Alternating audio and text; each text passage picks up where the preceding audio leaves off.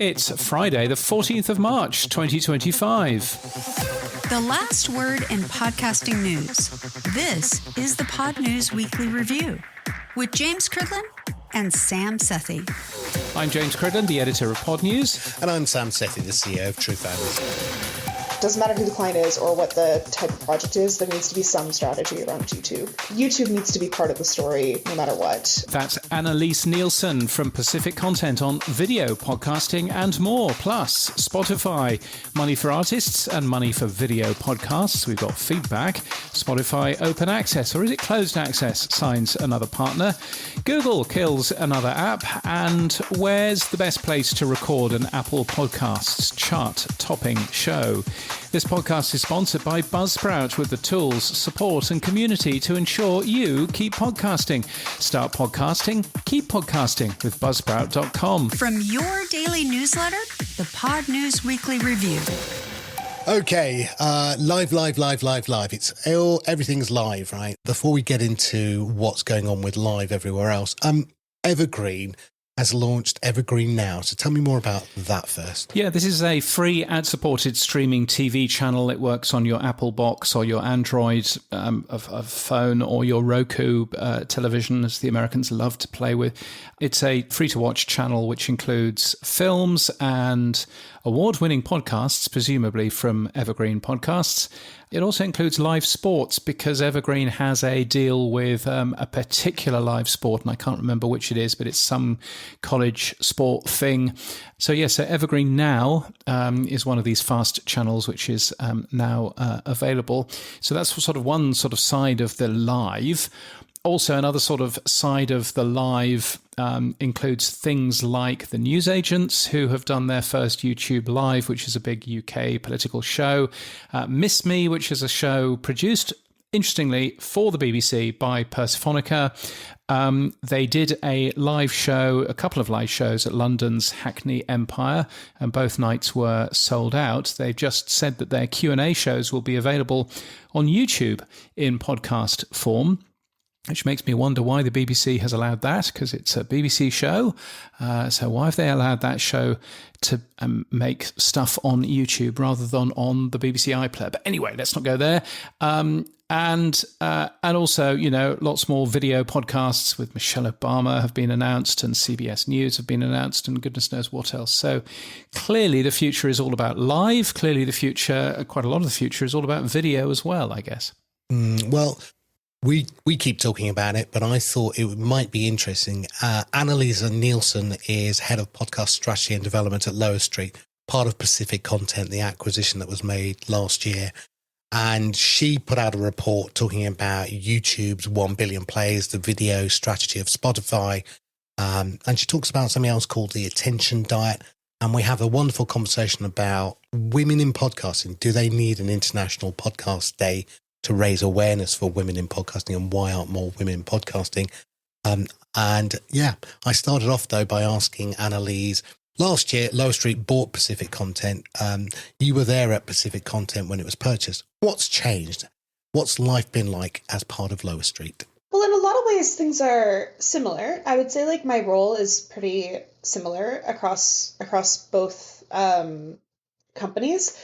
So I sit sort of between marketing and sales. I, put together proposals for clients. I write our newsletter. I do a lot of thought leadership kind of content and plan events for Lower Street. So that's maybe something that's new for me at Lower Street, but still sort of within the same wheelhouse as what I was doing at Pacific Content. And I would say the difference between the two companies, or where we're at now, Pacific Content was previously owned by a very large media conglomerate, so that definitely impacted sort of day-to-day business. And now part of a scrappy startup, so there's a lot more flexibility that comes with that. We are also a global team, so there are people all over the world across lots of different time zones, which is pretty cool, and we all work remotely. And so, those are the main sort of differences, I would say. Lower Street also, with the acquisition of Pacific Content, has much more of a broad offering, I would say, than Pacific Content did. Pacific Content was known for a very specific type of project, whereas Lower Street, we sort of run the gambit in what we can offer to different clients. So those are, I would say, the main differences. But overall, a lot of similarities. A lot of my colleagues from Pacific Content came over to Lower Street as well. So a lot of familiar faces where I am too. Now, I was going through LinkedIn and I saw you writing about YouTube. And of course, YouTube is now the flavor of the month. Everyone's talking about it, allegedly being the place that podcasting should be, and everyone's going to it. What are your initial thoughts? Where is YouTube in the podcast landscape, and where is video, more importantly, within that podcast landscape as well? I think those are sort of two different questions. I think that in a lot of ways we conflate video with YouTube, and I don't necessarily think that those are the same thing. But to level set, a lot of the conversation around YouTube started when it became clear that YouTube was now the number one platform that people are using to consume podcasts. So YouTube beat out Spotify and Apple Podcasts for the first time. And that was a huge deal. It is a huge deal. We should definitely be thinking about that data. The reality, though, is that it's YouTube and then there's every other podcast platform that exists out there. And for the most part, YouTube is the only platform that people are using to watch video. Now, I know that there's exceptions there. I know that Spotify is pivoting towards video. I know that Apple has video capabilities. I know that lots of podcasts, like Podcast 2.0, there's lots of video watching capabilities. Most people don't even know that they can watch video podcasts across these other platforms, particularly Apple, which has always had video podcasts. And so for the majority of the video podcast consumption, that's happening on YouTube. And then the other thing I will say is, like, YouTube still only makes up about 30% of the podcast consumption that we see. So yes, it's more than Spotify, it's more than Apple, still about a third of the consumption. So if we sort of take all of those things together, then we can say, like, video consumption primarily happening on YouTube, that's really still only about a third of the consumption that's happening. I also would say that out of all of the consumption that's happening on YouTube, not all of that is video watching. A lot of that is consumption of podcasts that were published on YouTube but don't have a video component. So this is like, podcasts that are published with just a static image, or podcasts that are published on YouTube Music without a video component. So that's a big part of that as well. And then there's also, the consumption that happens where there is a video element of the podcast, but people aren't actually watching that. They're minimizing their screens. I think we know now a huge amount of YouTube consumption is happening on people's televisions. So they're putting it on and then they're doing other things in the background. This is a huge trend that we see with YouTube now, and YouTube's really leaning into that. There was a recent report that they're beating out traditional television for consumption on televisions. And that's, that consumption makes a lot of sense. It's something to put on in the background. Does that mean that people are watching those entire videos, those entire, 1, 2, 3 hour long episodes? They're not, right? It's something that's on in the background. So I think all of those things are important for us to think about when we think about our video strategy when it comes to podcasts. I think, there's a lot of nuance in this conversation that I think we're missing when we just look at this data of, YouTube is winning podcasts and we all need to pivot to video. Like, maybe video makes the most sense for your podcast project. Maybe it doesn't make the most sense for your podcast project. Video comes with a lot of additional costs the majority of the time, and to do it right, especially, there's a lot of costs involved, and there's also a lot of sacrifices involved in making a video podcast, because it means that you're sacrificing the ability to do things that you can do with audio-only projects. One of the things that I've noticed recently, though, with the high-end podcasts is that they are moving to live as a core strategy. So if you look at podcasts like The News Agent or The Rest is Politics, or even Zeteo, or Rest is Politics USA, some of the politics podcasts I watch. So you know now what I listen to or watch, right? But they've gone live. Why do you think they are also moving to live? What are your thoughts? I see what you're saying, and I do see that trend as well. I don't know. I think that there's always been a bit of a live element in podcasting. It's just that we had a lot more live in-person events back in the day. Before COVID, that was a huge business line for a lot of podcasts, right? Like My Favorite Murder would have massive tours that they would do of live shows. Criminal still does like massive live show tours. I feel like they're constantly on tour. So I think that's kind of always been there as a bit of an element. I think the difference is now it's just move to being more of a digital experience rather than an in-person live experience. I think probably part of this comes from a desire, I think, from the audience to interact more with podcasters. You have this like very deep parasocial relationship that builds between a listener and a podcaster. You know, we know that like podcasting is it's cliche to say now, but it's a very intimate medium. You're listening to them by yourself, usually with headphones on, although maybe that's changing now with the rise of YouTube and people putting it on in the background on their TVs. But for the most part, you know, that's what's sort of been a strength of the medium, is sort of this relationship that builds between the listener and the podcaster. And I think, you know, most podcast platforms do not really support interactivity in the way that a lot of other platforms, a lot of other digital media does, right? Like social media really is built on that interactivity. That's what it's for, is for us to have that, you know, connection to somebody and being able to go back and forth with them. And YouTube also really prioritizes interactivity between the creator and the audience. And I would say that, you know, a live event affords that type of interactivity in a way that we don't really get in other spaces in podcasting. So maybe that's where part of this is coming from.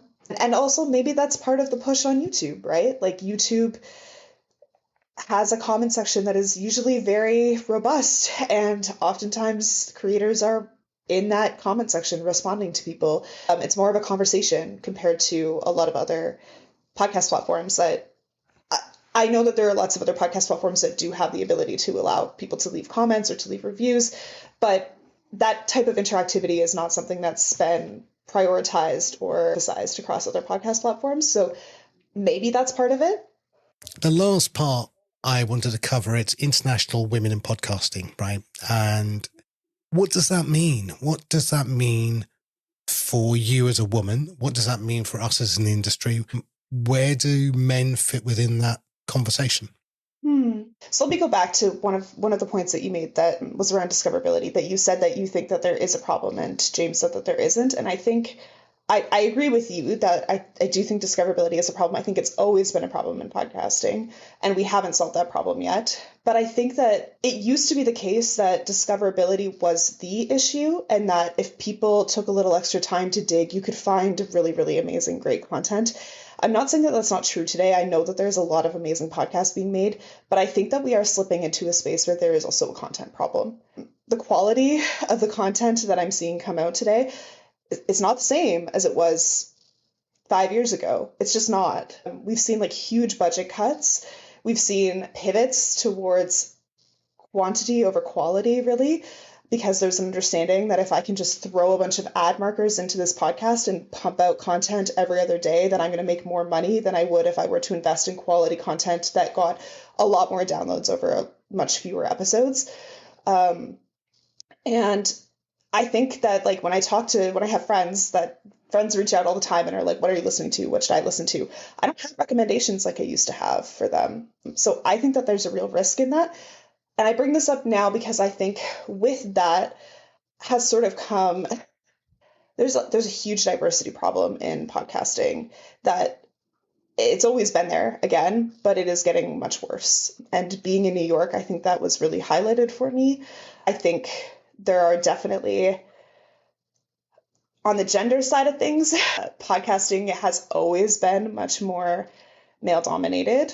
You know, it sort of started as like a tech product, and it was definitely gated and very difficult to get into if you were a woman. Back even when I started getting into podcasting about 10 years ago, it was very hard to find anybody who would help me to learn in the space as a woman.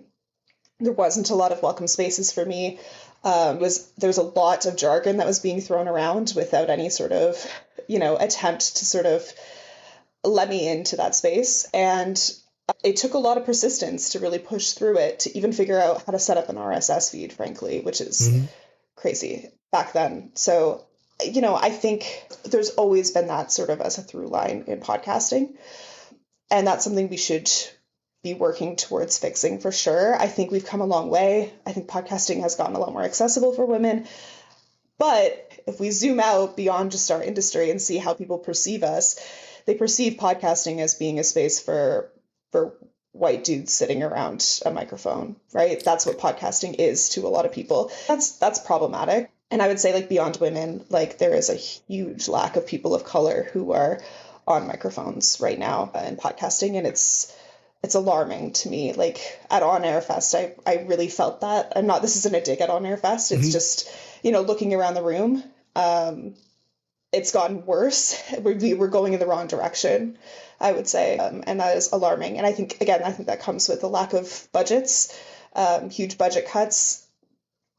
Unfortunately, you end up with women and people of color. Their shows get cut from those budgets. So, yeah, I think that's part of the problem. I would say, like, as I'm saying this, I think that there's a little bit of a misconception, too, that, when you have the people in charge be primarily white men who are making these decisions, they view podcasts that are hosted by women and are about women's issues as being niche or, like, not scalable.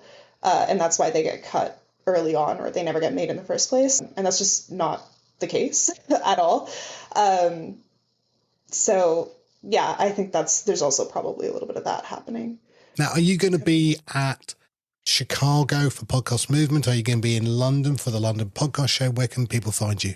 So I would love to be at both of those, but actually I am heading off on maternity leave as of early congratulations. May. So thank you very much. So yeah, I will be on a bit of a break from about a year, but I will be back in full swing again 2026. So yeah. Well, look, congratulations. And look, when you come back, I look forward to meeting up with you. Thanks a lot. And there's plenty more from that interview on Monday. James, I'm sorry. And everyone else, I'm sorry, but this is a Spotify full show, not a Spotify free show. So you better play that jingle.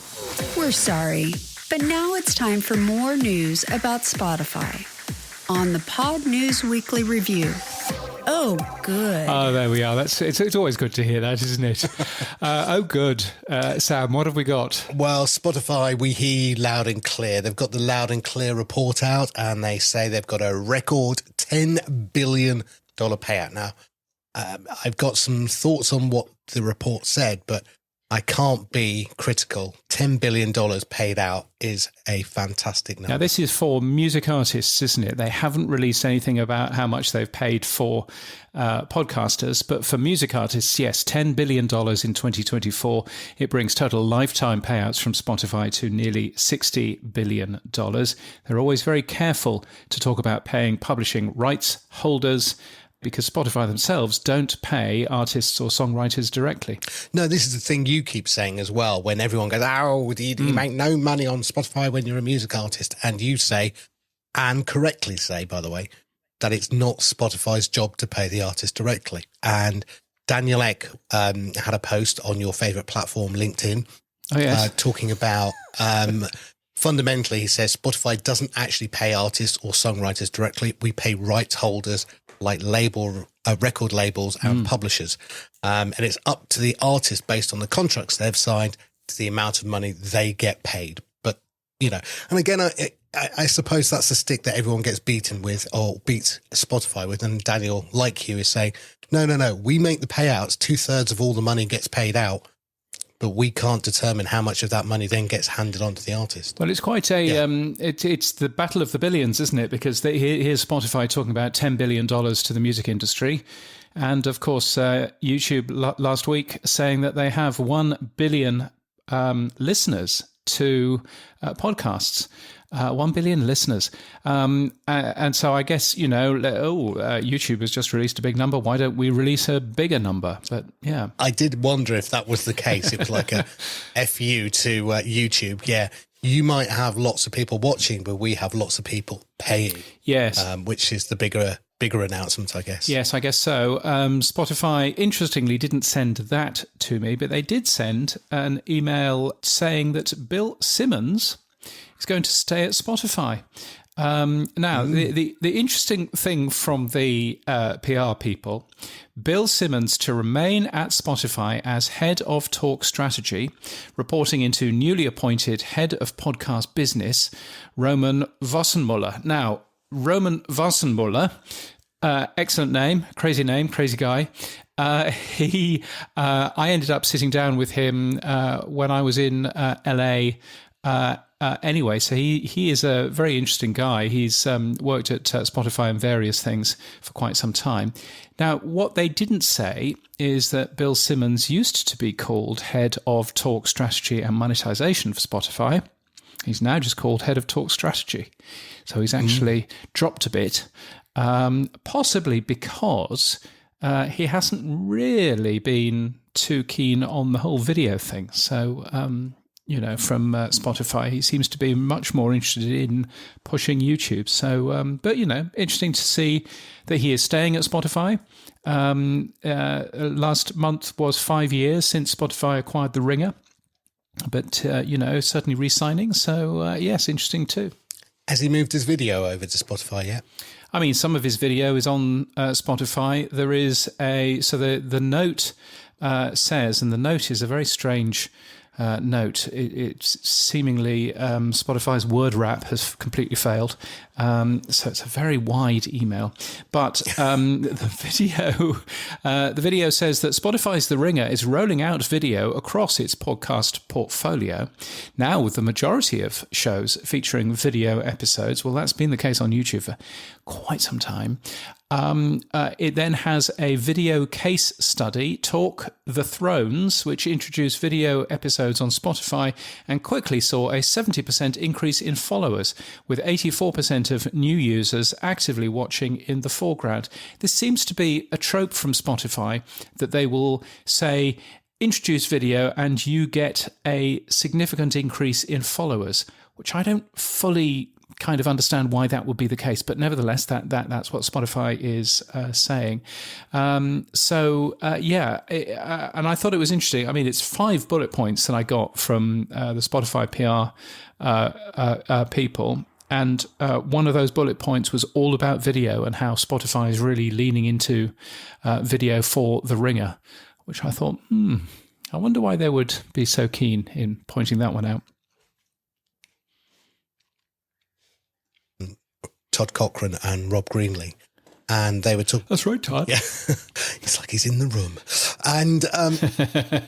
and basically, great show, worth listening to. They're talking about lots and lots of things to do with audio and video, and one of the things they talked about was the user experience on audio first podcast apps, right? And they're talking about Spotify being a video now app, and how the UI does not lean or lend itself into video discovery. So if you actually try and find a video podcast on Spotify's app, it's not easy to find. You have to search for it. Then it doesn't auto play it. It plays the audio version first, and then you have to choose an option to play the video. And again, the thing that you say the PR people are telling you is that there's an increase in the number of people who follow video because now video is there, right? I could get that if it was TikTok. The report we had a couple of weeks back, which was, the follower count is dead. And the idea is that the algorithm of TikTok is just presenting video after video after video. I could see that people would then start clicking on the follow button because they're new users being discovered video from a new creator that they didn't know about, and therefore they just go, oh, that's really cool, click follow. But when you're on Spotify, that isn't the algorithmic experience. You're just having to find the one you want, then you have to choose the video, then you might lean into it or lean back from the video, whichever way you're going. So I don't agree that they could have so much of an increase in the number of followers just because they've added video to the podcast feed. Well, I think one of the interesting things about the new media show is Rob Greenlee tries everything and is very keen to try new technology and make sure that works. I don't think that Todd Cochran uses any of these new tools. I'm not sure that he knows what any of these new tools are. If he'd actually tried Spotify, I just did a search for The Ringer, found the Bill Simmons show, pressed the play button. Now, it's not obvious that it's video, but once you get into the podcast and you press the play button, it is in full screen, and it just plays the video in full screen. And I wonder, on the new media show, how much of it is Todd Cochran, who simply hasn't tried anything, just making stuff up in the confident way that us white men do. It's all right. Brown men do it as well. Hey, I can do that. Sorry, yes. I just thought to go, it's not you, you white men don't have the monopoly on making up bullshit. Yes. Yes, on confidently spouting bullshit. Yes. But I think certainly that is an interesting one. And I think making the UI clearer, it's certainly not clear when you're searching for The Ringer, for example. You wouldn't know which of those is a video podcast and which of those is an audio one. So, I certainly think that there's some work to be going on there. One of the things with Annalise Nielsen from Pacific Content, one part we talked about, would Spotify be a good podcast app if it didn't have the music? So if you could take all of the music away from Spotify and it was just a standalone podcast app, is it a good podcast app? Well, yes. No, is the quick answer. No, it's not. It's a rubbish podcast app. The UI sucks. I have to say, I think, my views are pretty clear on this. I actually think that the Apple Podcasts app itself is very nice. The UI is very good. It seems to work quite nicely, but it's not a good player. The actual player is not very good. And that's the reason why I use Overcast. The UI is slightly less good. It has slightly less features, but the player, when you're playing the audio, it has voice boost, it has speed, skip, smart speed, whatever it is. It's got all of that stuff around the player. And that is why I end up using that, because that at the end of the day, that's what matters, really. But yes, completely agree that Spotify and YouTube Music are both not very good podcast apps. And I think that's an interesting point that Annalise makes, is that, if it didn't have everything else in there, would you still use it as a podcast app? And I'm sure that the answer is no. Yeah. And I think, what I find, obviously, with my CEO of True Fans hat, I look at other apps from time to time. And what you notice is Spotify is trying to jam more and more into the same UI without changing the UI completely. And it's becoming, I think, nearly impossible to discover most of the features that they're building now, because they're so layered that you actually can't find things. On the homepage. It was one of those things that I said to Roman, actually. I said, look, I hadn't used Spotify for a number of years. I'm back using Spotify. There are so many new features in there. But I only noticed them because I've been away from the product for a number of years. And he said, it's a problem that we've got. It's a problem that we've got, that actually, we're always rolling out new features, but how do you communicate those well? And, without covering your app full of, windows saying new, every time you hit a button. I find that fascinating. Now, you got some other feedback from Spotify, because Amanda McLaughlin had said that her clients were not happy with the amount of money they were making from video podcasting on Spotify, and the fact that they'd left the program and gone back to the Spotify SPAN program, which is the Spotify advertising network. So what did Spotify say? Come on. Yeah, so Spotify gave us a statement that says, while we can't comment on specific creators or shows, just remember that, creators who join the Spotify partner program late in the month have irregular posting schedules or experience broader declines in audience engagement, may see lower initial earnings and less accurate month-to-month comparisons. Are you not just commenting on exactly that specific creator or show there, Spotify spokesperson? Yes. Because I checked, and the particular show that Amanda McLaughlin signed up joined the platform in the middle of January. So I think it was, I can't say what date it was, but let's just say it was in the middle of January, because otherwise you'll guess who it is. Irregular posting schedules, yes. This particular show has irregular posting schedules. Sometimes it posts more than one show a day. Experienced broader declines in audience engagement. Well, it did see a slight drop between December and January. So basically, Spotify have said we can't comment on specific creators or shows, but let's comment on this particular creator or show and say that that's the reason why it's not doing very well. And at the end of it, my query back to Spotify was, I don't understand if this show joined, let's just say that this show joined on the 15th of January. If this show joined on the 15th of January, why would that have made a difference to the amount of money earned through Spotify video versus Span? Because if you've halved the amount of money that you've earned on Span, you've got half of that money back through Spotify, through the Spotify video thing.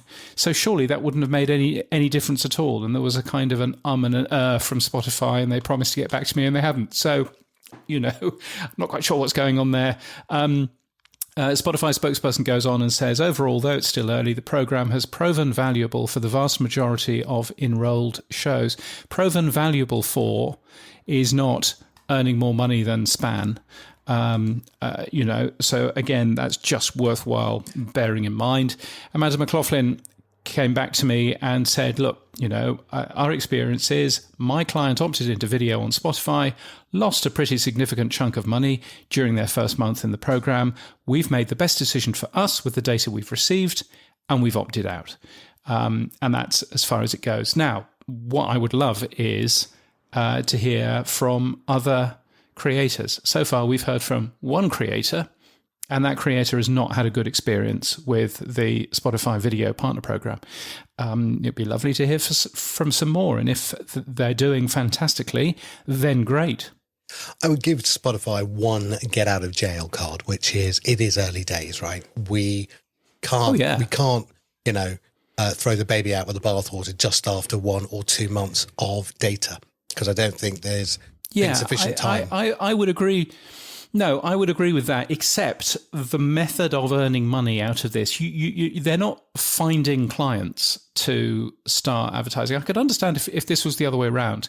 If somebody had junked the Spotify Partner Program to join Span, to join the Spotify Advertising Network, Spotify Audience Network, if we could be strictly accurate, that obviously you need to find clients, you need to educate them on this particular show, blah, blah, blah. That is not going to be instantaneous. It is going to be instantaneous the other way, because it's a revenue share of the money that Spotify is earning. So I'm, I'm not sure I buy but it's early days. For the Spotify Partner Program, I could totally buy it if you're joining Span and you wonder where the money is on your first month. You're not going to have very much money on the first month, but for the Spotify Partner Program, I'm not so sure.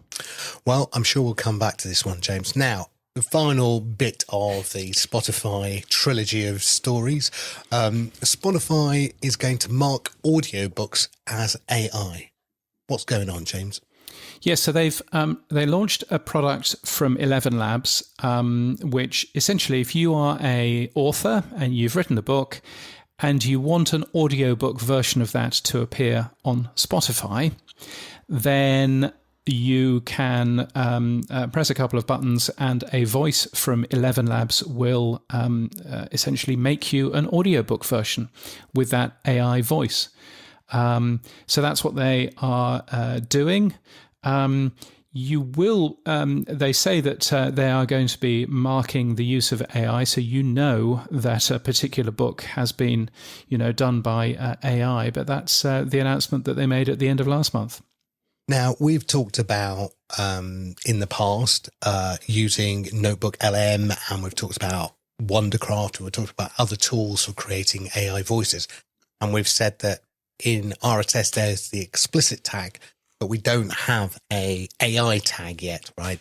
So there isn't a standardization of marking up an RSS feed that the hosts were AI or the content was created. And I don't think the content being created with AI is that important, but the hosts are AI. And if Spotify is doing this, are they going to give the industry a standard that allows us to follow in the way that we all should mark up content that is AI, or are we going to still have to come up with our own standard as well? Sorry, I'm just checking. You've just said the word Spotify and standard in the same phrase. Well, okay. Let me lead. No, I mean, guide. no.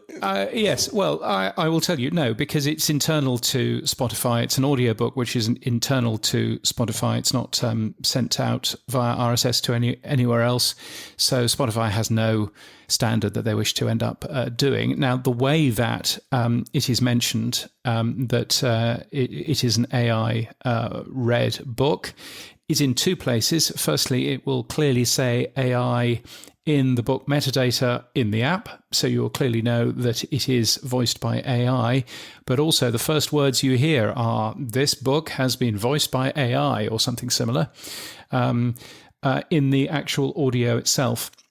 And I think there's a bit of a misunderstanding from quite a lot of people that just putting something in the show notes absolves you of mentioning it in the audio. That is absolutely not the case. And I have found now quite a lot of information from the FTC, from the Federal Trade Commission, basically saying, no, it's not good enough just to put something in the show notes. It has to be in the audio or in the video as well. So that's the way that Spotify is doing it. Fun fact, by the way, I asked the FTC, I got in touch with their press office and was asking them about this for a story that I'm going to be writing soon about making it clear that you've been paid for something. And a very nice man from the FTC was helping me with that inquiry. And then all of a sudden, after Doge and everything else, he's not replying to any of my emails. Can't think why that. Oh, yes, because he's been fired. So, God, yes, really? Yes, absolutely. Oh, my so, God. Yes, there's a thing. The only joy I have this at the moment is watching the Tesla share price on a daily basis drop like a rock. Well, but other than that, it's very sad. Now, one of the things that we have in the past talked about in the GitHub podcast community is how do we do AI, James? So I'm going to ask you, should there be an AI tag? Is this the way forward? Now, I was having a conversation with John McDermott from Canneroga Shark Media the other week, who listens to this particular show. And he was promoting a new show, which is called White Smoke, which is all about what happens when the Pope dies. I think he may have spotted an SEO opportunity there. Anyway, and of course, it's all AI voiced. So he ended up using AI plus human intervention to make a script, to make a series of 6 or 8 shows. They've been AI voiced. They sound quite good, apparently, and that's all fine. And I said, where does it say that it's AI? And he kind of pushed back on that a little bit and said, why is that important if it sounds good enough? And I thought, well, that's an interesting point. And then it reminded me of Queen's A Night at the Opera album. Do you have Queen's A Night at the Opera album? I did. I don't have any vinyl. I stupidly sold it. Well, in the vinyl, in the gatefold, there was a bit on the gatefold that said, no electronic instruments, keep music live, or something of that sort. So there was actually not AI, if you like it that way, thing in that. Now, obviously, you know what happened to Queen. They ended up suddenly realizing that they could produce much better, more exciting music, arguably, using electronics rather than just acoustic instruments. And so it comes back to, do you insist that every Howard Jones track has a declaration on the track as you start playing it saying, this track includes the use of a drum machine? I mean, no, but I would like them to include it that this singer can't sing and has used auto-tune. Ah, well, there we are. That would be lovely. Well, there we are. You know, Cheryl Cole, Spice Girls, name them all, right? Who, when you hear them without auto-tune, sound like a cat screeching. I'd love the auto-tune label on that, please, but they won't do that. And pushing back on John a little bit, give me the choice, right, John? Yes, I agree. The AI voices are getting much, much better. There's a really cool new AI that came out this week called Sesame, and the character voice is called Maya. And it is truly amazing. It's conversational AI, and every demo I've seen, and I've tried it myself, it is very, very hard to tell that you're not talking to a normal person. The quality is unbelievable. And so I can see how, going down the road, that the Alan Turing test, will we be able to tell that this is a computer? I think we will fail, and they will pass the Alan Turing test, right? And we will fail. Yeah, I think there's a bunch of people who are listening to some of the Caloraga Shark Media stuff now, or to many other podcasts, who don't necessarily realise that they're listening to an AI voice. I guess my mind has been changed somewhat, remembering Queen's album, remembering, the use of drum machines. Do we really have to mention that? Do we have to mention if an AI voice has been used for a 30-second ad in the middle of this show? Where are the lines here? And I think nobody really yet knows, do they? In terms of that. We don't know. I'm on a panel in a couple of weeks' time in Dublin talking about the use of AI, and then on another panel in a couple of weeks more in Toronto talking about AI. So doubtless I will be saying all of this all over again, but that's kind of how it works. Yeah, I think one of the things I have taken as a view when reading a lot about AI from other people is, in a world of AI where we're going to get more and more of it, I want to cling to the human relationship more and more. The reality of human connection, feeling, sentiment, experience, the backstory. AI has none of those, and it can fake some of it, but it can't actually have it. It doesn't have kids. They didn't go to school. They don't have a partner. As Notebook LM characters found out one day. And let's also just remember that there are lots of people out there who watch movies, and you are watching actors. You're not watching, a guy who really is on Mars. Oh, really? Come on. I thought Elon had got there already.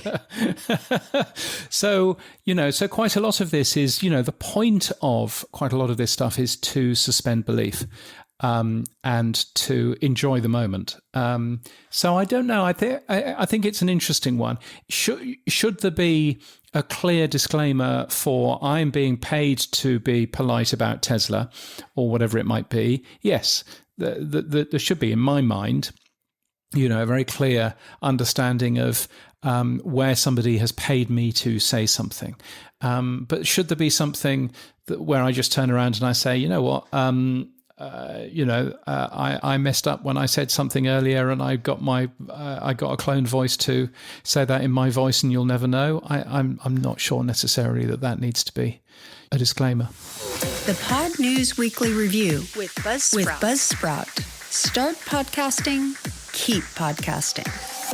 James, now Google, we love Google, don't we? Because they always add something to the graveyard. What have they added to the graveyard this time? Yes, so if you want to talk to your Google smart speaker and you say, Google, play the latest news with an additional word at the front of that, then that would have given you the latest news from a big broadcaster. In the US, it's NPR. In the UK, it's the BBC. But it might also be LBC. In the UK, it might also be Sky News. But it'll play you a news bulletin. And that has been responsible for significant download numbers for many shows, that Google Play the Latest News thing. Anyway, if you have a relatively recent Android phone which has switched over to Gemini, it no longer plays anything for you, and it just reads you some bad and out-of-date news headlines instead. Another Google triumph. I am a content partner for Google News audio briefings, and Google didn't bother to tell us anything about that, which I'm a little bit salty about. But yes, so it's yet another example of Google making a change, a product that wasn't frankly ready yet to launch, but they felt that they had to instantly change, get rid of Google Assistant and stick Google Gemini on mobile phones. And that's had a very bad effect for quite a lot of shows. It's one of the reasons why I no longer use or trust Google. I try to keep away from every Google product because I don't believe it has longevity. I think they, on the whim, will change things. We saw that with Google Podcasts recently, obviously. Yeah, we did. Although, I would be interested to know from the Pod News report card, I would be interested to know how well YouTube has actually done this time around, because obviously we had quite a lot of negative stories about YouTube last year. YouTube wasn't particularly high in the list of, podcast platforms for anything really. So I'm quite keen to find out where YouTube is in the Pod News report card this time around. I will be doing that at Evolutions by Podcast Movement. Don't know when yet, because that session hasn't yet appeared on the timetable. But as soon as I know, then you will know about it as well in the Pod News newsletter. But I think that there's, it'll be interesting to see whether podcast creators agree with us that, Google, it seems to have lost its way, or whether actually podcast creators are much happier with Google and moving forward. Let's whiz around the world very quickly then, James. What's going on in the USA? What's going on in the US? Well, Audia released its annual financial report. If you remember, this is a company that launched a ad-skipping podcast app, which actually they've still failed to launch it. They made a loss of $8.7 million last year. They've not earned a single dollar in revenue. The CEO, though, received a 17% pay rise. Well done, Audia. And if you wanted to waste your time, you could have gone to South by Southwest and seen Audia, a company which is totally useless at making money, sharing their thoughts on how the company views the podcast industry's financial landscape. Why did anybody give that company any time and space on a South by Southwest stage? What is going on there? That makes no sense to me whatsoever, unless they, paid to be there. I thought you were going to say, why did any VC give them money? Because that's the bigger question. I mean, not having released the product. I mean, I didn't realise that. I thought they'd released the product, but it was just failing. To me, this is everything. Again, this is everything that is wrong with large areas of the tech landscape where you get charlatans like this lot who've earned no money, who don't seem, by the way, to believe that podcast creators should share in any of the money that they may make in the future. Even if they're going to strip out their ads. But they're utter charlatans. They clearly know nothing about running a profitable, successful business. And they have the temerity to turn around to us and say what our financial landscape is going to be. Go and get in the sea, from my point of view. Let's leave them alone. I think we've... No, let's not. Okay. Let's have another 10 minutes on... no, let's move on. Put that boot in again. Where is it? Let's move on. There's a new comedy podcast network in town. It's the WITZ Podcast Network. No, it's not. It's the WITZ Podcast Network. It's been launched by a company called Cineverse, which is better known for horror and true crime, and a comedy club brand called The Stand. Of course, comedy is the number one podcast category in the US, so there's a big thing going on there, which is nice. There's the Golden Lobe Awards, which is a comedy podcast awards ceremony. If you want to enter, you've got one more day to enter that. Entries are just $32, 25 quid, if you want to do that. So that's all good. In Australia, Mamma Mia Out Loud is recording a show in the Apple Store in George Street in Sydney. That's a clever plan if you can do that. It's quite late in the day. I think it's between 5 and 6 on a Saturday evening. But you can go there.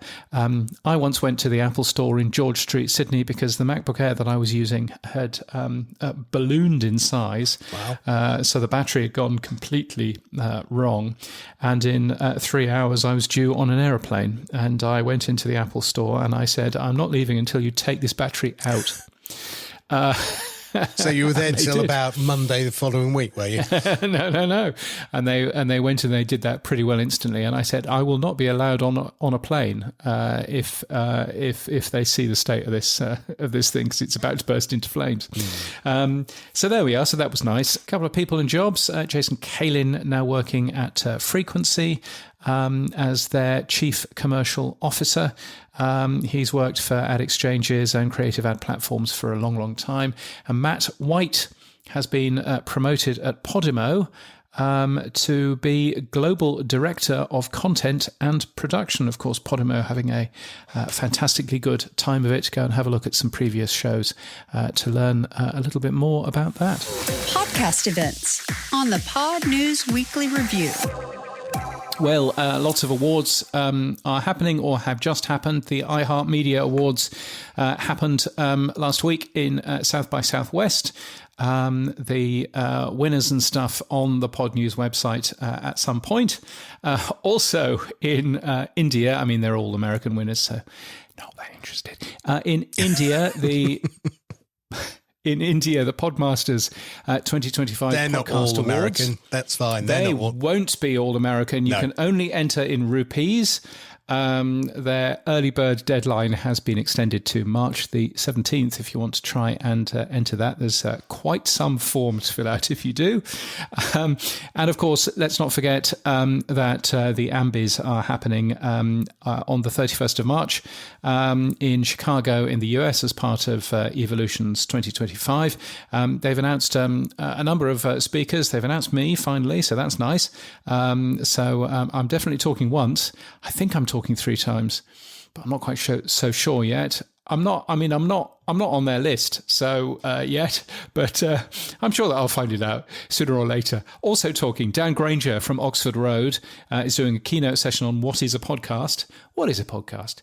As well as Steve Goldstein and Jay Nacklis. You would have heard Jay a couple of weeks ago on this very show, talking about the state of video podcasting and how important that is. And who knows, the Pod News report card might have some of that kind of stuff as well. You can still use the code PODNEWS if you want to save on Evolutions passes, so that's nice. Yeah, well, while you're gallivanting over to America, and doing keynotes, in April I will be at the Birmingham University at UniPodFest, run by Nina Robinson.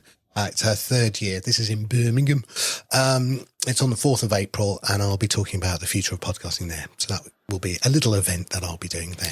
Very nice. And PodCamp 2.0, which is your thing, happening around the same time as podcast show in London. You've got some exciting news there, don't you? Yeah, Nick from Fountain and I have been talking, and I had a 2-hour conversation with Julie Costello. It's all looking good. Unfortunately, Jason and Frida couldn't make the call last week, so we haven't still spoken. So I've gone for plan C. I can't wait any longer to find a venue. So I've got a venue that I will be announcing, which is nearby. City University couldn't do it. I don't think the London Podcast Show have a priority around this. I think they're too busy with other things now. So I'm not going to wait any longer. So you'll hear the announcement from all of us next week where we are going to be doing the event. But good news is that Julie Costello and the whole crew are coming over to do 2 concerts in the UK. One will be on Friday, the 23rd of May, strangely where I used to live, in Leigh-on-Sea in Essex. There's an event down there, and that's going to be fun to go back, and a few of my mates from around there are coming with me. But they're also doing Dingwalls in London during the London Podcast Show. So on the Wednesday night, they'll be doing that. So if you want to go along, there'll be details about that venue and that gig. And then, yes, we will be doing the agenda. I'll be putting that out of all the speakers and panels and what we're doing. It's a show and tell. No one's allowed PowerPoints. I'm not having any. So if you've got slideware, don't bring it. We want to have people showing and talking about what's actually tangibly out there now in podcasting 2.0 land. And that's the goal of the whole event. So that'll be on the 20th of May, 2.0 day. Very nice. And more details on the website, which is podcamp2.live. The tech stuff on the Pod News Weekly Review. Yes, it's the stuff you'll find every Monday in the Pod News newsletter. Here's where Sam talks technology. Pocket Casts. Some good news from them. Yeah, Pocket Cast has opened its web player to everyone. You don't need an account to listen, which is very good. You can go and try it out. I think you've put your Pod News Daily up there as an example link on the Pod News website. So yeah, that's an example you can go to. Why have they done this, James? Why have they done this? Well, they talk about the future of podcasting shouldn't be locked behind walled gardens. They talk about podcasts belong to the people, not corporations. They talk about podcasting is one of the last open corners of the internet, and we're here to keep it that way. Feels like Matt Mullenberg's been writing some press releases. Yes. And great that they have opened their web player. It's a very good web player. It's almost as good as the Apple Podcasts web player. And therein lies the problem for me. It's almost as good as that. It's not as good as that. It doesn't work on mobile yet. It doesn't show transcripts, which, by the way, Apple Podcasts doesn't either yet on the web. You can't install it as a PWA. Why would you? Because obviously Pocket Casts has its own app, which is a good app. So I'm kind of there thinking, it's great that they have opened up their web player to everybody. It's great that it is available. I have used that web player in the past. It is a good, fully featured web player. It's very nice. My question would be, I don't quite get the talking of open RSS and how exciting it is and blah, blah, blah. And we're here to make sure that podcasting shouldn't be locked behind a walled garden because, you don't need an account or anything to get onto Apple Podcasts on the web. Spotify works fine on the web, and you can get a free account on that. I'm kind of there really wanting to make it succeed. But if you were to ask me my own personal opinion, I'd say I don't really understand why they've done it. Maybe just to make life a little bit easier for their, for their paid for service. I don't know. I think I call it crack cocaine marketing, right? Which is you give something away for free, hook people in, and then charge them on the back of it, right? And that I think is what they're doing. It's a way of saying, look, the barrier to entry to use Pocket Casts was you had to create an account, or maybe subscribe or whatever. But now you don't have to do that. You can experience the whole Pocket Cast environment. And then if you really, really like it, guess what? If you want the cooler features, then you can create an account. And if you want even more cooler features, buy a subscription, right? And it's just a natural thing to do. I think it's a very simple, clear strategy of how you bring people into a funnel. But the things that I find quite frustrating for companies of that size, because let's be honest, it's part of the big automatic company. It's not a little plucky startup. I think it's quite, I'll say it, I think it's lazy of Apple, and I would go as far to say it's lazy of Pocket Cast as well, not to code it correctly to be a PWA, not to have it mobile ready. I just don't see why you put something out that's half-baked in both cases, right? When you've clearly got enough resource to go and do it. Apple's is a PWA now. It wasn't when it launched, but it is now. But the Pocket Cast web player, it was a bit weird that it didn't work for mobile. Now, the interesting thing is that the share links that it produces are share links which will open the Pocket Casts app if you have that installed. If not, it will open the web player, and that's quite nice. But there again, Apple Podcasts does that too. And, I'm not Apple Podcasts' biggest fan, but on the other side, their web player is a good quality thing. You can install it as an app. It works best if you're using Android, weirdly, but you can install it as if it's an app. I'm trying to understand the Pocket Casts plan, because their crack cocaine thing, you'll use the app. You'll download the free Pocket Casts app on either iOS or on Android. That's where the vast majority, 90% of podcast listens happen. So I'm just kind of looking at this and saying, it was a very excited press release about how, podcasts belong to the people, man. But you can't even link to it without using either an iTunes ID or Pocket Cast's own GUID.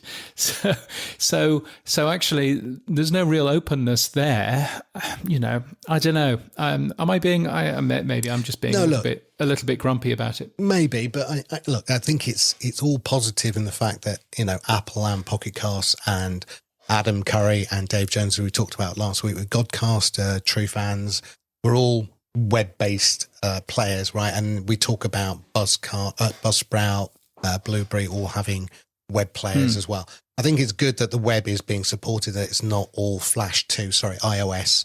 And I think, the proprietary nature of those. But equally, I know I have to go down that road as True Fans. You just said it, 98% of plays are on mobile. People are Pavlovian trained to go to app stores. And actually, it's a good thing in some ways. The add to home screen debacle that Apple have, where they won't say add app, right, is a frustration for me. And you said something else just now, which is it strangely works better on Android than Apple. Yeah, because Apple's support for PWAs is rubbish, and they've designed it to be rubbish, right? Whereas Android have not designed it to be rubbish, or at least a lot better than the Apple experience. So we know what's going on. I think what will happen, though, I think Fountain has this. We will have this soon. Any web-based platform that has a player gets a lovely banner at the top of the screen, courtesy of Apple, that says, oh, by the way, you can now load this from the App Store if you want the app experience.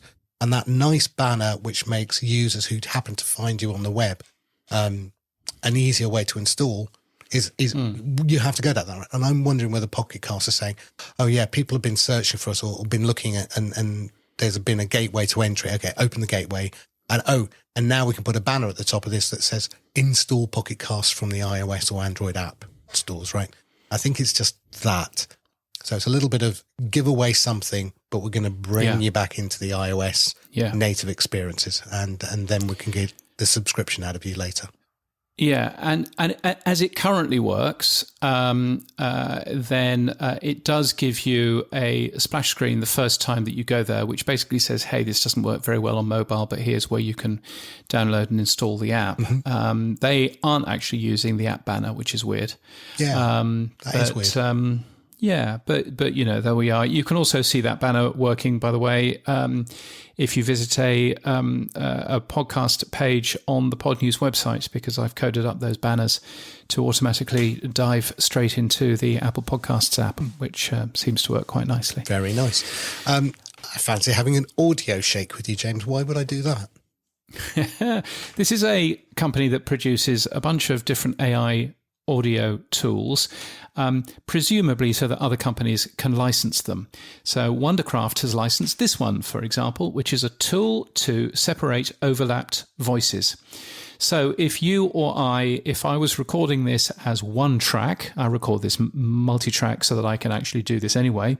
But if I was recording this as one track, if we were in the same room, and all of that, what this tool will allow you to do is go, okay, I want from this one track where two people are talking over one another, I want just Sam on one track and just James on the other track. And it will automatically work out and separate the two different voices from that one piece of audio, which is really clever. And could make life an awful lot easier for podcast editors.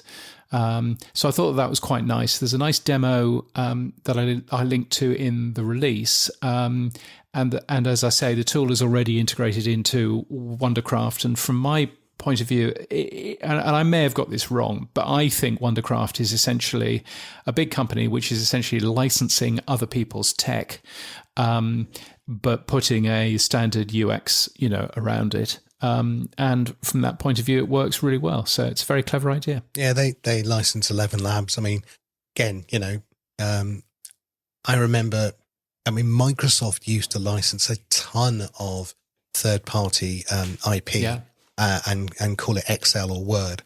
and wrap it with their own UI around it. So yeah, it's not a bad strategy. Right. Yeah. Talking of video, talking of other stuff, Alitu, how do you say that, James? Anyway. Alitu, I think. Yes. What have they done? Yeah. Yes, they now record video. So if you're doing a remote recording, then you used to just get the audio tracks. Now you get a fancy little MP4 download with all of the videos neatly arranged into a grid, ready to upload straight to YouTube without any additional editing. It's Todd Cochran's ideal product. And it's available to every customer with no additional cost. Maybe a license. Hooray! I mean, maybe he might. Boostergram. Super comments. Zaps. Fan mail. Super chats. And email. Our favorite time of the week. It's the Pod News Weekly Review inbox. Yes, so many different ways to get in touch with us. Fan mail by using the link in our show notes, super comments on True Fans or boosts everywhere else, or email, and we share any money that we make just between Sam and I. None of the rest of the massive Pod News team gets any of that. Yes, and my Umbrel is up and running. As you can see, a ton of little messages in here. Bruce, the ugly quacking duck, has sent a row of ducks, 2222 sats. Thanks again. There you go. That's nice. There's another one here saying, another great episode. There you go. See? Bruce actually gave us some additional sats for the longer version of Adam and Dave on the Godcaster that we published on Monday, if you've not yet seen that. What else is here? There's ideas about what to do with our power supporters here from Lyceum. Yeah, I will become a power supporter in the near future, he says, James and Sam. How about stickers or coasters for my tea mug, beer, wine glass? Here is a symbolic krona, 1 SEK is now around 100 satoshis. Very nice. Yes, no, we're not opening a merch store. I don't think we need James and Sam on a T-shirt. No, I don't think anyone's buying that. So, I mean, I would be cool with stickers. I quite like doing stickers and things. What I have learnt is that from Australia, certainly, I got a lot of pod coasters printed up. See what I did there? A lot of pod coasters printed up, and I thought, well, these will be really nice to send to people. And then I realised that because they're not flat like a sticker is, it's obvious that there is something in the envelope. Australia Post wanted to charge me $26 every time I sent one of those overseas, and so no. So I got rid of all of them in New Zealand. So that's how that works. But the yes, sheep loved them. So look, I wouldn't be too upset in terms of stickers. I would go to Sticker Mule, but the guy that runs Sticker Mule has turned into an idiot, so I can't do that anymore. But if I can find a decent company, then I'm up for stickers, and I'm up for, I think one of the exciting things about sending a new subscriber a sticker is that it ends up being sent with an Australian stamp from Australia. So firstly, it takes about 6 weeks to get to you, and you'll forget that you were getting anything in the first place, so it'll be a nice surprise. But also secondly, it'll have, I don't know, a cuddly koala or a kangaroo on the on the stamp or whatever it works. So I'll be up for stickers, but I know that you've got other ideas as well. In fact, Neil Velio sends us 1,500 sats. As a power supporter, I'd say you do enough for us all. Thanks, Neil. But I'd never complain about a WhatsApp group for us. WhatsApp group for the Sensational 17. That's an interesting idea. Yeah, I mean, they're pretty quick to do. We can put one together. I just wonder how the conversation will go within it. That's all. Yeah. I'm on several other WhatsApp groups, and they get initial excitement and then they fade away unless somebody within the group. I agree. I mean, I would be very happy if anybody wanted. I would be very happy to give our power supporters access to the Pod News Mastodon, so that you can post there. But then you can post on the Podcast Index Mastodon as well, or you can post on your own one. But I'd be very, very happy to end up doing that. But yeah, I'm just sort of yes, I agree. It's what you actually put there. Claire Wheat-Brown, 1,000 sats. Thank you, Claire. Thanks for the mention of Podcasting 2.0 in practice, she says, in the upcoming Fan Zone. Next week on Podcasting 2.0, which is this week, March the 13th, which was yesterday, I tell a story, Jackanory style, that'll go way over the heads of the Americans, of boosting and personal connection and how I got into this 2.0 stuff, in which Pod News Weekly Review and Buzzcast are main characters. Excellent work of mentioning our sponsor, Buzzsprout. Thank you, Claire Wheat-Brown. Looking forward to seeing you in London in a month or two's time. What else have we got? 222 again from Bruce. Yes, more from Bruce. I'm a big fan of Bruce. I enjoy Saturday mornings with a cup of tea and pod news. Thanks, the ugly quacking duck. Now, if you're enjoying that must mean that you're in the US, Bruce, I'm guessing. But I don't know. Because it turns out that you are also an anonymous podcast guru user. Right. Thanks for the entertaining news and conversations. So, yes, there we are. Neil Velio again. I agree. Hosts need to remember why they're here, to serve listeners, not just creators. If a tag benefits a listener, it should be a no-brainer. What's that in reference to, I wonder? What is that in reference to? I think that's in reference to podcast hosts not integrating as many tags as you would like them to integrate. Yes, indeed. Yes, hosts are there to serve listeners, but obviously the creators are the people that pay them the money, which is an interesting dichotomy, that, isn't it? But have you noticed where the boosts are coming from and who they're not coming from? And I'm actually worried about where they're coming from and not coming from, in the sense that podcast guru and true fans are the people where we're getting the content from, or the boost from. We used to get a ton from Fountain. Now, either people on Fountain just don't like us anymore, which may be a case because they're, into their nosters. I don't know. But we don't seem to be getting any from Fountain anymore. And where is Mitch? Where's Podverse? Yes, indeed. That is an interesting point. And an interesting point well made. We've not made any changes. We still use good old-fashioned, links to proper nodes and everything else. So really, there should be no reason why those haven't, those have gone away, but they clearly have. So yes, who knows?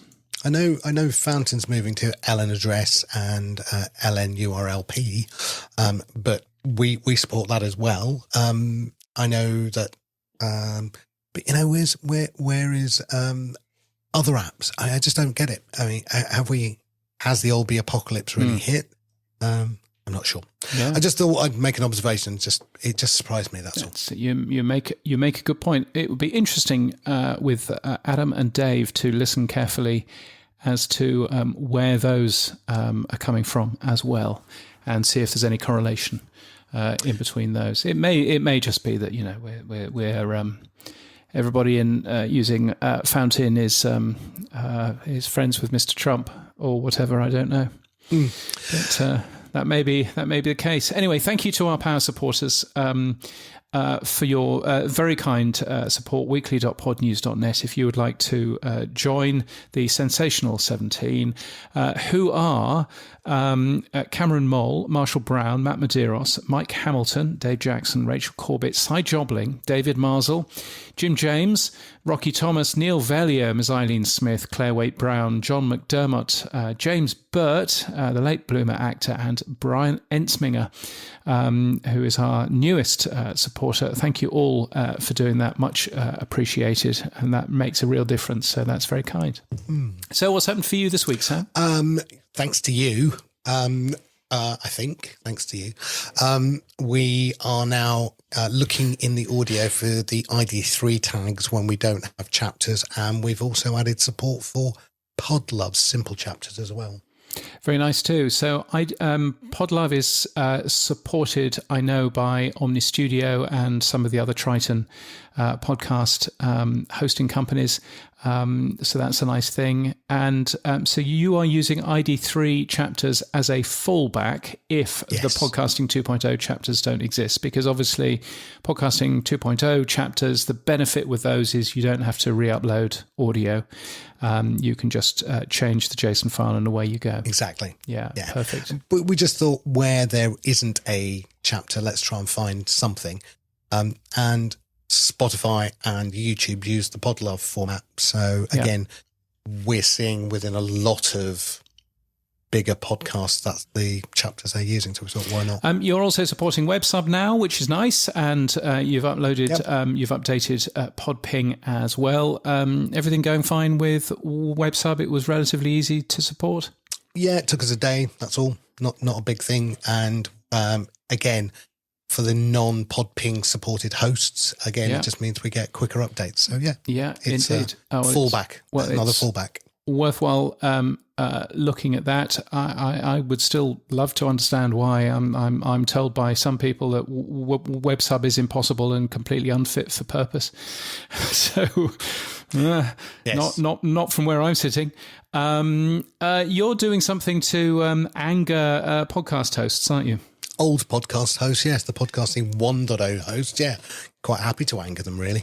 The idea is we decided instead of having blank pages when you go to something that should have chapters or transcripts, that we will tell you that this host does or doesn't support the feature. So, for example, with the newsagent, Captivate does support chapters and transcripts, but the newsagent Global does not provide transcripts or chapters.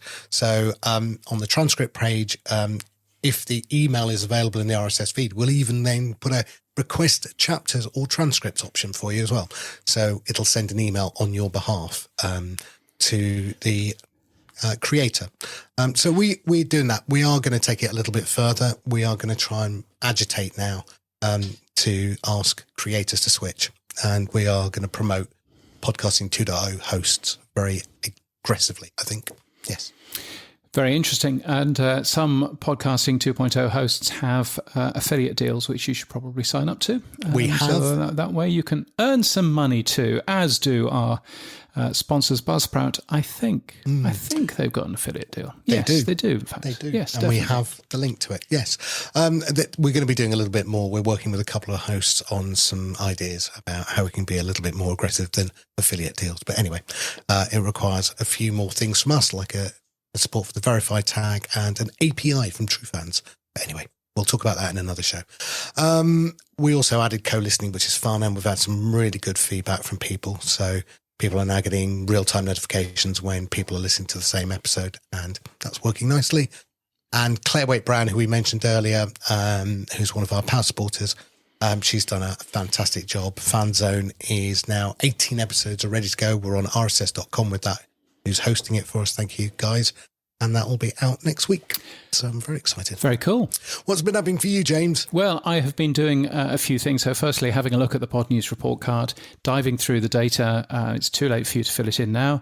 But diving in through the data, the good news is that we got a significant increase to last year's numbers from people who have filled that in, which is great. I think possibly even double. So that's nice. Super helpful. I mean, we got 20,000 coming in, but 19,500 of those were bots. So that was handy. And in fact, one of the things that I am now seeing, if you've been following the number of subscribers to the Pod News newsletter over the last week or so, then you will have seen that drop quite a lot. The reason why it's dropping quite a lot is that Yahoo has finally got around to cancelling quite a lot of accounts that were used by some robots or something to sign up to the Pod News newsletter. I'm not quite sure why you as a robot would want to do that. But anyway, all of these have finally been cancelled, and the way that Pod News works is after 3 times, after your email bounces 3 times, then we automatically unsubscribe you. So that's why the numbers have been going down quite a lot over the last week or so. But it's nice to get rid of the robots because that'll increase the open rate, which is always good. So yes, and obviously I should have been going to Athens in Greece. This is where I should have been speaking to you from, but no such luck. I've been here, which has actually been really good because I've been able to hunker down and get a few things done, which I've meant to do. One of the fatal mistakes, Sam, that I did yesterday was that I typed in the upgrade code to just update the version of Linux I was using on one of my servers to the latest version. You know how that works. And yes, normally that works fine. In this particular case, it got halfway through and then hung the box. Oh no! And that was the box that I send the Pod News newsletter through. Oh, now, God. It was on my list to move it from where it was, somewhere which was cheaper anyway. But yes, I spent 6 hours trying to get that box fixed and set back up again. One of the frustrating... How's the expletive jar? Is it full? Oh, now? my goodness. Well, I mean, one of the annoying things is that Amazon has lots of documentation. Quite a lot of it is wrong. So you go in and you go, okay, well, what are the magic incantations to set up? Let's encrypt on this box. And so you go and you use them, and it doesn't work. And so you've removed the box and start all over again, assuming that you've made a mistake, and you try again, and it doesn't work. And then you realize that actually, no, these instructions by Amazon for their own boxes don't actually work, and you should use some weird instruction by some Japanese blogger who's worked out how to get it to work. And it's just a deeply frustrating thing. But anyway, that's all fixed now, so that's nice, and that will save me somewhere in the region of $7 a month or something. One less box for me to worry about. But how frustrating. And are you got the full roof on? Have you got a car that's still on 4 wheels? I mean, how are you? Yes. So we ended up, we didn't lose power, which I was amazed at. I thought that we were going to lose power because all of our power and all of our internet are all on overhead poles. So I was assuming that, any old tree would fall onto that and we'd be without power for days. 300,000 households in Queensland were without power during the cyclone. But we were not one of those. So hooray. It did rain a lot. Our pool turned bright green because, of course, it did. So that was good. But yeah, we and most of Brisbane got away relatively okay, which was good because nobody really wanted that kind of stuff. So it was an interesting time. But no, everything is sort of relatively good. The only casualty has been I took our yard brush out to brush away all of the leaves from all of the drains close to our house to make sure that all of those worked, and managed to break my brush. So Amazon is very lucky. I thought you were going to say you found a cobra hiding in there. No. Outback, So Amazon is very lucky that I've ordered a new brush from them, and a brush made out of plastic this time instead of out of metal that rusts. So that's all good. But no, everything was remarkably okay for us, not so okay for people on the Gold Coast, not so okay for some people on Bribie Island and places like that. And in fact, if you have a look at Surfers Paradise, which used to be this beautiful, sandy beach where you could watch people surfing from and everything else, the waves has essentially washed all of the sand away. So now Surfers Paradise is most definitely not a paradise. It's a 2.5 metre cliff of sand, and that's it. So there'll be no playing around on that beach for a while until they manage to, scoop up all of the sand and stick it back on the beach again. So that's a bit of a shame. But apart from that, everything was all good, which is nice. And I just have a little thank you for you, which is thank you for that email you sent me, which is some of the feedback from the report. That made me skip on a Monday morning. That was really nice. Yeah, the report card's nice. It's got a lot of really nice feedback about individual podcast apps, and particularly nice feedback about, I wouldn't want to be the guy at Apple. But nice feedback. No, it's much better for Apple. That wasn't me. I promise you. I didn't write that. It wasn't me. Much better for Apple this year. But yeah, so, but no, it's been really nice actually seeing it, and really nice this time actually having the time to go through and do that properly. And also for the first time having the bravery to go in and have a look at the mentions that people made about the Pod News newsletter, because that was the last question: is can Pod News do anything better? What's your feedback? Blah blah blah. And less AI. I don't remember a single negative comment in there. It was all positive, which was really nice. I didn't make that question just so that you would write positive things. I made that question because I'm genuinely interested. But there was everything was all positive, which was really good. The one interesting piece of feedback that I've had this week has been somebody replying to the email saying, I don't suppose anybody will read this, but, which is always a good start. And saying it'd be really nice if instead of the top 2, I listed the top 5 podcasts in the middle of the page. Now, in the middle of the page, it's a little section called Number 1 for Podcasting, which is a little bit of a joke about iHeart. And then it lists, what she called the top 2, but clearly it is not clear enough. It's the number 1 in Spotify in the US, and then the number 1 in Spotify in another country, because there are flags there. But it's clearly not clear enough, because she's looked at that and gone, it's the top 2 in Spotify and the top 2 in Apple. So really interesting getting feedback like that. And you go, oh, I can see why you've read it that way. Right. I'll need to go and change that and make that work better. User feedback. Yes. Yeah. So really interesting. So I've enjoyed doing a little bit of that. As we record this, 114 minutes so far. Let's see how much of that has escaped after the edit. But that's it for this week.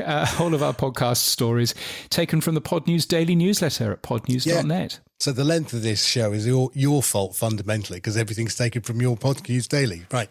That's what I thought I'd say. But you can support this show by streaming search. You can give us feedback using Buzzsprout fan mail in the link in our show notes. And you can send us either a super comment or a boost. You can also become a power supporter with our now sensational 17. Who's going to be what would 18 be, James? What's the moniker that we'll add? Maybe the 18th can tell us. And there you go. At weekly.podnews.net. Yes, bring your credit card. Our music is from Studio Dragonfly. Our voiceover is Sheila D. We use Clean Feed for our audio. We edit with Hindenburg. And we're hosted and sponsored by Buzzsprout. Start podcasting. Keep podcasting. Get updated every day. Subscribe to our newsletter at podnews.net. Tell your friends and grow the show. And support us. The Pod News Weekly Review will return next week. Keep listening.